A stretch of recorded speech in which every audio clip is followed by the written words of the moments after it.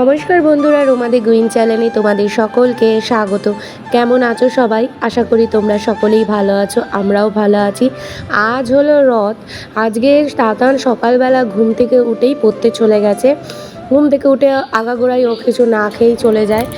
সকালবেলা চাটা খেয়ে নিলাম, আর জানলা দিয়ে দেখো তোমাদের দেখায় কীরকম রোদ আসছে। আজকে তাতানের কোনো স্কুল যাওয়ার নেই, আজকে সেই রোদ উঠেছে। আর যেদিন যেদিন ওর পরীক্ষা ছিল সেদিন সেদিন ভালোই বৃষ্টি হয়েছে। তো কালকে তো বিপত্তারিণী পুজো, সেটার আয়োজনও করতে হবে। তো সকালবেলা এরকম ওয়েদার দেখে মনটা আমার খুশি হয়ে গেল যে যাক গিয়ে জামা কাপড় যা কাচতে দেবো সেগুলো সব কিছুই হয়তো শুকিয়ে যাবে। তো এই কয়দিন অম্বুবাচী চলছিল বলে ঘরে ঝুল টুল ঝাড়তে পারিনি। আজকে তাতান পড়তে গেছে সকালবেলা, হাতে অনেকটা সময় ছিল, সবজি কাটার ব্যাপার ছিল না, কারণ বাজার কি হবে তার কোনো আগের থেকে প্ল্যান ছিল না। বাবা বাজারে গেছে, সেই সময়টা কি করে কাজে লাগাবো, তো ভাবলাম এখনই ঝুল টুল সব ঝেড়ে নিই, বিছানার চাদরটাও পাল্টে নেব। তাই জন্য সমস্ত ঝুল টুল ঝেড়ে নিচ্ছিলাম।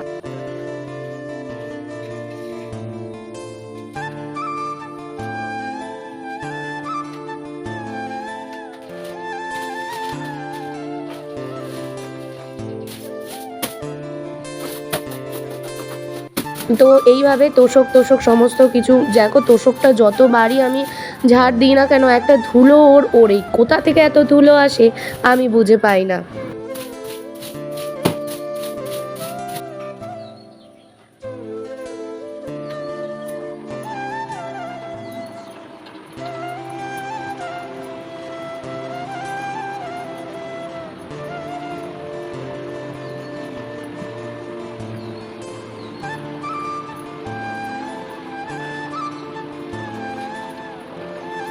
তাতান হওয়ার আগে কিন্তু আমি সপ্তাহে 3 দিন করে পুরো বাড়ি ঝুল টুল ঝাড়তাম। কিন্তু তাতান হওয়ার পর থেকে একটা দিন নির্দিষ্ট করে আমি ঝুল ঝাড়ি, রেগুলার বেসিসে, ওই সোম বুধ শুক্র এরকমভাবে ঝুল ঝাড়তাম। কিন্তু এখন ঝুলটা সেভাবে আমি ঝাড়তে পারি না। কিন্তু ফার্নিচার আমি রেগুলার পরিষ্কার করি, যখন সময় পাই, হয় সন্ধেবেলা করি আর নয় সকালবেলা। অতটা সময় পাই না, যখন ও পড়তে যায় তখন যদি সুযোগ পাই ঝেড়ে পুছে নিই। কারণ ফার্নিচারের মধ্যে যদি একটুও ধুলো থাকে, আমার ডাস্ট অ্যালার্জি, তাতে আমার প্রচণ্ড কষ্ট হয়। এই জন্য আমার ঘরে একটা কিছুতে কোনো ধুলোবালি পাবে না। সমস্ত কাজ কমপ্লিট করা হয়ে গেছে। বাসি জামাকাপড় যা যা ছিল কাঁচা মেলা হয়ে গেছে। আজকে থেকে দোতলায় মেলতে পারবো জামাকাপড়, মা দড়ি টাঙিয়ে দিয়েছে। তারপর সব কিছু মেলে এসে রান্না বসিয়ে দিয়েছিলাম। এখানে নিয়ে নিয়েছিলাম থোড় ভাজা, পেঁয়াজ দিয়ে শুকনো লঙ্কা কালো জিরে ফোড়ন দিয়ে থোড়টা ভাজি, এর মধ্যে সামান্য নুন হলুদ দিয়ে দিই, ব্যাস আলু ভাজার মতো খেতে লাগে। আর তাতানকে আমি কখনো বলি না এটা থোড় ভাজা, তাতানকে বলি আলু ভাজা। তাই জন্য তাতান এটা চুপচাপ খেয়ে নেয়। এদিকে তাতানের ডিম আলু আর ডাল সেদ্ধ বসিয়ে দিয়েছিলাম। আর এদিকে বাবা মাছ নিয়ে এসেছিলো, কাতলা মাছ। তো কাতলা মাছ রান্না করব। আর আলু ভাপিয়ে নিয়েছি, বেগুন আর আলু দিয়ে কাতলা মাছের ঝোল করব। আর এদিকে ভাড়ালি ভাজতে অনেকটা সময় লাগে, তাই কড়াইয়ের আঁচ কমিয়েই আমি ভাজি। বাবা আজকে কাতলা মাছটা বেশ টাটকা এনেছে, তাই মা বললো মাছের ঝাল করো না, রেগুলার মাছের ঝাল করা হয়, তাই জন্য কাতলা মাছের ঝোল করো।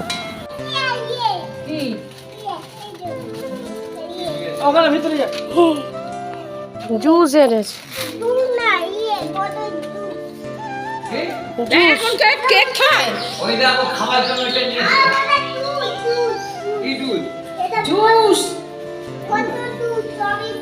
Strawberry juice, strawberry juice. ধরে না, ছাড়ো নাহলে গুছিয়ে দেবো।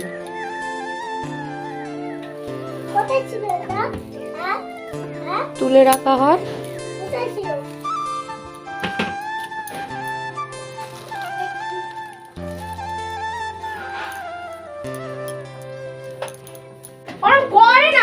তাহলে আমি সাজিয়ে দেবো না, বলছি না এসব জিনিস নিয়ে ছেলেখেলা করবি না। স্কুলের বোতল কি খেলার জিনিস?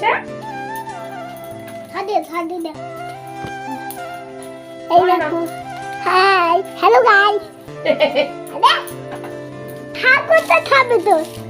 দাঁড়াও খাবি? হ্যাঁ, এই ঠাকুরগুলো বললো ওর গাড়িতে থাকবো, ওটা এটা লিখে রাখবে।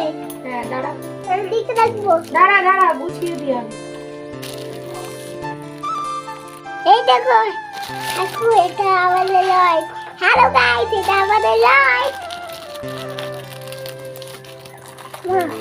চাকরিটা খুলবো। বলো জগন্নাথ, জগন্নাথ, বলরাম, বলরাম, সুভদ্রা। সুভদ্রা। কোথায়? জয় জগন্নাথ, জয় জগন্নাথ, জয় জগন্নাথ, জয় জগন্নাথ, জয় জগন্নাথ। জয় জগন্নাথ। উঠে উঠে। দাঁড়া, ওরম টানে পড়ে যাবে নিচে। থালা গ্লাস নিয়ে আয়, ঠাকুরের থালা গ্লাস লাগবে। যা যা, যা, যা।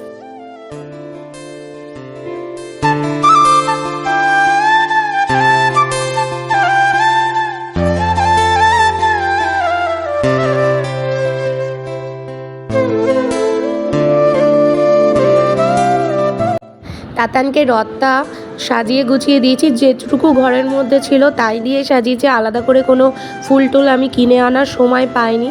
তাতেই তাতান কত খুশি দেখো, বাচ্চাদের অল্প কিছু দিলেই এত খুশি হয়ে যায়। তাতান এইটা নিয়েই আজকে সারাদিন ছিল, আজকে সে অর্থেও জ্বালায়নি। এরপর রান্নাবান্না আমার সব কিছু কমপ্লিট হয়ে গিয়েছিল, তাতানকে ভাত খাইয়ে দিয়েছিলাম, ঘর দুয়ার মুছে স্নান টান সেরে এসেছি। তো আজকে রান্না করেছিলাম থোড় ভাজা আর টাটকা মাছ, সাথে তেল ছিল তাই তেল কোটা করে নিয়েছিলাম। আর এদিকে হচ্ছে কাতলা মাছ আলু বেগুন দিয়ে করেছিলাম। আর কালকের ডাল একটুখানি ছিল, মটর ডাল, সেই ডালটা আমি আর কি ফুটিয়ে নিয়েছিলাম, ভালো করে জাল দিয়ে দিয়েছিলাম, এই যে মটর ডালটা। আর এদিকে তাতানের ডালটা একটুখানি ছিল, সেটা দীপক খেয়ে নেবে। আর দীপক আজকে দই এনেছিল, তো ও আর আমি খাইতে বসবো এখন। খাওয়া দাওয়া সব কমপ্লিট হয়ে এসেছিলো, তারপরই দেখো ঝমিয়ে বৃষ্টি শুরু হয়ে গেছে। তাতানপুর আজকে সারা দিন ঘুমায়নি, 4:30 পর ওকে ঘুম পাড়ানো হয়েছে। দীপক খালি বলছে মানে ফল কিনতে যাব, বিপত্তারিণী কালকে পুজো, কালকে পুজোটা দেবো, কিন্তু ফল কিনতে যাব কিভাবে সেটাই ভাবছিলাম। আর তার মধ্যেই বৃষ্টি শুরু হয়ে গেছে। তাতানকে ঘুম পাড়িয়ে তারপর আমি ফল কিনতে গিয়েছিলাম।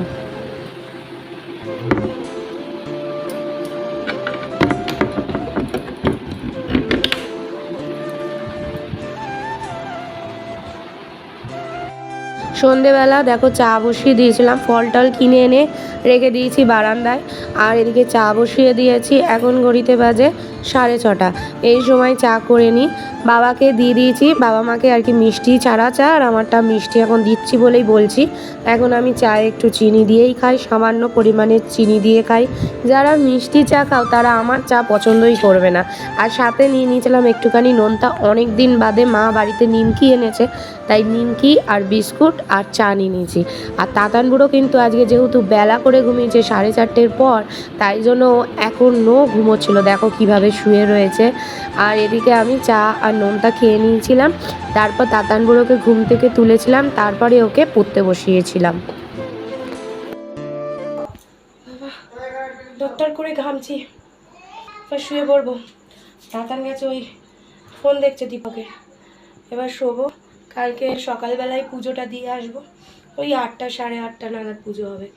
আর এখন একটা ভালো হচ্ছে, জামা কাপড় আমাকে আর ঘরের মধ্যে মেলতে হচ্ছে না, সব উপরে একদম মেলছি আর নিয়ে আসছি না, পরদিন সকালে আনছি। ঘরের ভেতর তো অসুবিধা হচ্ছে না, জানলা দরজা সব খোলা, ওই হাওয়া বাতাসে শুকিয়ে যাচ্ছে। তো চলো, আজকে তো এরকমই দিনটা গেল। তো আজকে ব্লগ বেশি বড় হয়নি, তো চলো শুয়ে পড়ি, গুড নাইট। কালকে তো বিপত্তারিণী পুজো, তাই জন্য এখানে সব কিছু আছে, 13 রকম ফল আছে এখানেই রেখেছি, চক এঁকে রেখেছি যাতে কোনো পিঁপড়ে না হয়, সন্দেশ আছে, আর এই পুষ্প থালাটা নিয়ে যাব, ব্যাস। আর চাল টাল সকালবেলা নিলেই হবে। এবার শুয়ে পড়ি, চলো। এই যে দাঁতের সব ওষুধ, অ্যান্টিবায়োটিক আরও কী ওষুধ দিয়েছে, আর বলেছে এই পেস্টটা ইউজ করতে। এই পেস্টটা ইউজ করবো, আজকে রাত থেকেই করছি। আর সেন্সোডাইনের ব্রাশ, আগে ইউজ করতাম কলগেটের। চলো শুতে যাই।